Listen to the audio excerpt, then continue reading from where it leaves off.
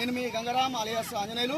కొమరం భీం ఆసిఫాబాద్ జిల్లాలోని చింతలమానపల్లి మండల్ దింద గ్రామానికి సంబంధించినటువంటి రైతులు వారి భూములను ఫారెస్ట్ వాళ్ళు దౌర్జన్యంగా లాక్కున్నారని వాళ్ళు ఆవేదన వ్యక్తం చేస్తున్నారు. మరి ఫారెస్ట్ వాళ్ళు ఇన్ని సంవత్సరాలుగా చేస్తున్నటువంటి భూములను ఇప్పుడే లాక్కోవడము చాలా దురదృష్టకరమని వాళ్ళు ఆవేదన వ్యక్తం చేస్తున్నారు. అంతేకాకుండా మా భూములు మాకు కావాలంటూ ఆ భూ పోరాట కోసమై ఇక్కడ దింద గ్రామం అంటే ఐరి ఆలపల్లి మహారాష్ట్ర బార్డర్ నుండి హైదరాబాద్ వరకు వాళ్ళు పాదయాత్ర చేయడానికి సిద్ధంగా ఉన్నారు. వారి భూములను వాళ్ళు దక్కించుకోవడానికి మేము దేనికైనా సిద్ధపడతాం, మా ప్రాణాలైనా హరిస్తామంటూ వాళ్ళు పాదయాత్రకు సిద్ధంగా ఉన్నారు. అసలు ఎందుకు ఈ రకంగా జరుగుతుంది, అసలు ఈ యొక్క ప్రభుత్వం ఎందుకు ఈ రకంగా వాళ్ళని వేధిస్తుందో వారి మాటల్లో మనం తెలుసుకుందాం. అసలు ఈ యొక్క గవర్నమెంట్ ఈ భూములను పేదవారి భూములు ఎందుకు లాక్కుంటుంది?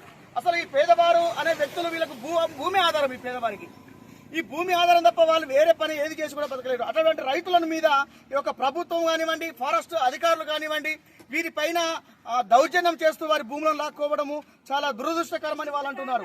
అసలు ఈ పాదయాత్ర ఎందుకు చేయాల్సి వస్తుంది, అసలు వీరి యొక్క బాధ ఏంది, ఈ యొక్క ఆవేదన వ్యక్తమైందో మనం తెలుసుకుందాం. చెప్పండి అసలు మీ ప్రాబ్లం ఏంటి, అసలు ఎందుకు మీరు హైదరాబాద్కి వెళ్దాం అనుకుంటున్నారు? మాది గ్రామం దిండ చింతలమానపల్లి మండల్. మాకు ఊరు చుట్టూ పింఛన్ ఇస్తాను, ఊరు చుట్టూ పింఛన్ తీసి పెంచి కొట్టి గత 50 సంవత్సరాల నుండి చేసుకున్న భూములను కూడా లాక్కుంటాను ఫారెస్ట్ అధికారులు.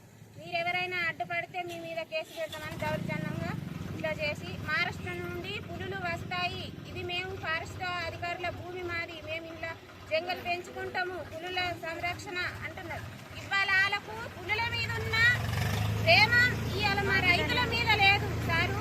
ఎక్కడి నుండి ఇప్పుడు మేము ఇంత నడిచేస్తాము, ఒక్క సెంటు పట్టలేదు మాకు, మేము బతుకుడు ఎట్లా? భూములు లాక్కున్నాం మొత్తము, ఊరు చుట్టూ తీసిండు. మాకు ఫారెస్ట్ భూమి తప్ప, మాకు పొడి వ్యవసాయం తప్ప మాకు పట్ట భూములు సెంటు లేవు. అసలు భూమి మీద ఇత్తనం పెట్టనీయలేదు మమ్మల్ని. మాకు వర్షాధారణ పంట 2 పంటలు లేదు, మేము ఒకటే పంట వేసుకుంటాం. గత 5 నెలల నుంచి మాకు ఇదే బాధ సారు. మేము అందు గురించి మా గోడు చెప్పుకోవడానికి ముఖ్యమంత్రి దగ్గరికి వెళ్తాను. ఓకే, మీరు ముఖ్యమంత్రి దగ్గరికి వెళ్తాను అనుకుంటున్నారు. ఓకే, ఈ ముఖ్యమంత్రి దగ్గరికి వెళ్ళడానికి మీరు బస్సులోనో లేకుంటే ఏదైనా వెహికల్ వెళ్ళొచ్చు కదా, ఇట్లా పాదయాత్రగా ఎందుకు వెళ్దాం అనుకుంటున్నారు?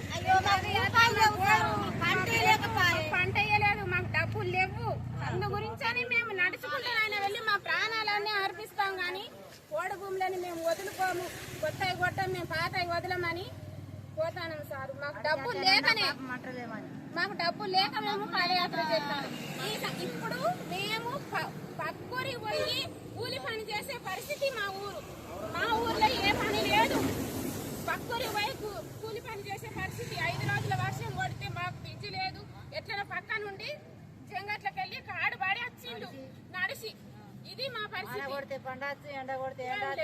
400 కుటుంబాలు 1600 ఎకరాల భూమి అంటారు. 400 కుటుంబాలు 1600 ఎకరాల భూమి ఎంత అవుతుంది? మాకు ఎంత వస్తుంది సార్? సరే, ఓకే. ఇప్పుడు ఈ రోజు మీరు పాదయాత్రగా హైదరాబాద్కు వెళ్తున్నారు. ఈ హైదరాబాద్కు వెళ్తున్న టైంలో మీకు నీరు కానీ ఆహారం కానీ ఎవరైనా అరేంజ్ చేస్తున్నారా, లేకుంటే మీరు ఎట్లా తింటారు, ఎట్లా వెళ్తారు? ఎమ్మెల్యే సార్ హరీష్ బాబు ఈరోజు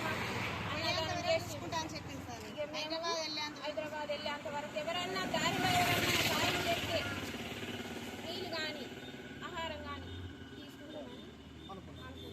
ఓకే, ఈరోజు చూస్తున్నట్లయితే అలా ఆవేదన ఏంటంటే వారికి ఆహారం కానీ నీరు కానీ సమృద్ధిగా లేదు. ప్రస్తుతం వాళ్ళు పాదయాత్ర చేస్తున్న అటువంటి సమయంలో ఈ రోజు మట్టుకు ఇక్కడ సిర్పూర్ కాన్స్టిట్యున్సీలోని ఎమ్మెల్యే హరీష్ బాబు గారు వారికి ఈ రోజు మాత్రమే టిఫిన్, మధ్యాహ్నం వరకు భోజనం వాళ్ళు అందించే ప్రయత్నం చేశారు. ఇక మీదట కూడా వాళ్ళ పరిస్థితి దారుణంగా ఉందని మనము చూస్తున్నాం. అంతేకాకుండా వీళ్ళు హైదరాబాద్ ఇంచుమించు 450 కిలోమీటర్లు వాళ్ళు ప్రయాణం చేయాల్సి వస్తుంది. ఈ 450 కిలోమీటర్ల దూరంలో వారు మినిమం వారం నుంచి 15 రోజుల వరకు ప్రయాణం చేసేటువంటి పరిస్థితి ఎదుర్కొంటుంది. ఈ పరిస్థితిలో ఈ యొక్క ప్రయాణం చేసే పరిస్థితుల్లో వాళ్ళు అనారోగ్య పాలు కావచ్చు, ఇంకా సంథింగ్ ఏదైనా కావచ్చు, వాళ్ళ యొక్క పరిస్థితులు దారుణంగా ఉంటాయి. కనుక ప్రభుత్వము ఇప్పటికైనా దిగి వచ్చేసి వారి యొక్క గోడును విని వారి యొక్క పాదయాత్రను ఏదైతే పాదయాత్ర చేసి వెళ్తున్నారో వారికి సరి అయిన న్యాయం చేసే విధంగా ప్రభుత్వం రేవంత్ రెడ్డి ప్రభుత్వము చేయాలని చెప్పేసి వాళ్ళు డిమాండ్ చేస్తున్నారు. ఇక మీదట వారిని యొక్క ఏదైతే సమస్యలు ఉన్నాయో ఆ సమస్యలని పట్టించుకోవాలని అనుకుంటున్నారు. ఇంకా మీదట మన ఇక్కడ యూత్ ఉన్నారు, గ్రామం పెద్దలు ఉన్నారు, వాళ్ళతో మనం తెలుసుకుందాం. మా ఊరు నుండి పిల్లల గ్రామానికి బయలుదేరిన మహారాష్ట్ర మా ఊరు పక్కన నుండి మొత్తం తెచ్చుకొట్టి నాలు తీసింది. అటు మహారాష్ట్ర నుంచి వాగు మొత్తం పెద్ద పూలు రావాలని జంగలు వేస్తామని చెప్పి పెద్ద పూలు ఉన్న మీద ప్రేమ మా జనాల మీద చూపించారు ఫారెస్టర్లు. మొత్తం లాక్కొని ఇప్పటికీ మా ఊరు సగం మంది పనికి పోయింది. అక్కడ ఒక్క ఎవరిని చూసిన పత్తి విత్తనం ఎవరు ఉన్నట్లేదు. ఇప్పటికైనా మేము పాదయాత్రలో రేవంత్ రెడ్డికి మా గోడు చెప్పుకోవాలని పోయి ప్రజాభవన్లో నిలబడి మాకు ఏదైనా ఒక న్యాయం చేసేసి అక్కడ నుండి లేవమని మేము మనం చేస్తాం.